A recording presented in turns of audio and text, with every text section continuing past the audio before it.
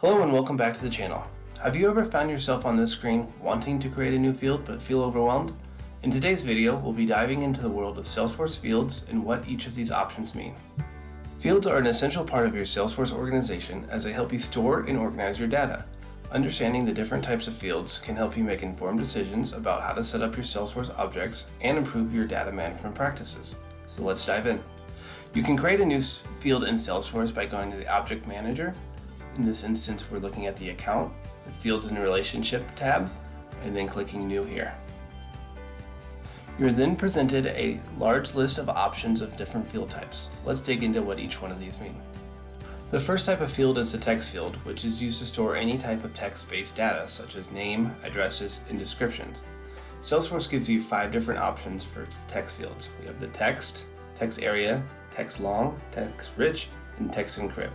The text type allows users to enter any combination of letters and numbers, while the text area allows users to enter up to 255 characters on separate lines. A long text allows the users to enter up to 131,000 characters on separate lines. A rich text is essentially a long text type that allows formatted text as well as images and links. And then a text encrypted allows users to enter any combinations of letters and numbers to store them in an encrypted form. So an example of this would be a social security number. Next up, we have number fields. These are used to store numeric data such as integers and decimals. Salesforce gives us 4 different types of number fields. The first option is number, which allows users to enter any number at all. A percent, which automatically formats an input of 10 into 10%. The phone number is used to store phone numbers, and the currency is used to store dollar amounts, as well as any other currency that you set up in your system. Date and time fields are used to store data and time-related information, such as deadlines, appointment types, and project timelines. You can specify the format of your date and time fields, as well as set default values and validation rules. Salesforce gives us 3 options. We have the date field, the date and time field, and then the time field. Picklist fields are used to create a list of predefined values for which users can choose.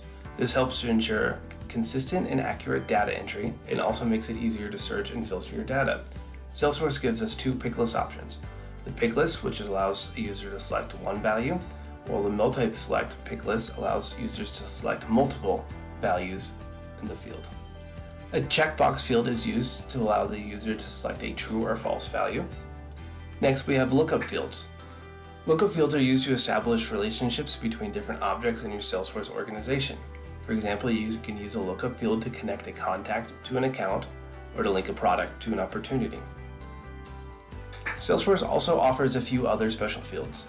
First being the auto number, which is a system-generated sequence number that displays in the format that you define. This number is automatically incremental for each new record. A formula field, which is a read-only field that derives its value from a formula that you define. You can do some pretty cool things with formula fields.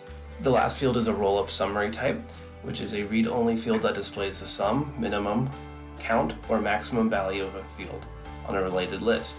These can also be filtered appropriately depending on your use case. That's a quick overview of the different types of fields that you can use in Salesforce. Each field type has its own specific purpose and can help you organize your data in a more efficient and effective way. By understanding the different types of fields available, you can make informed decisions about how to set up your Salesforce objects and ensure that your data is accurate, consistent, and easy to manage. Thanks for watching, and I hope you found this video useful.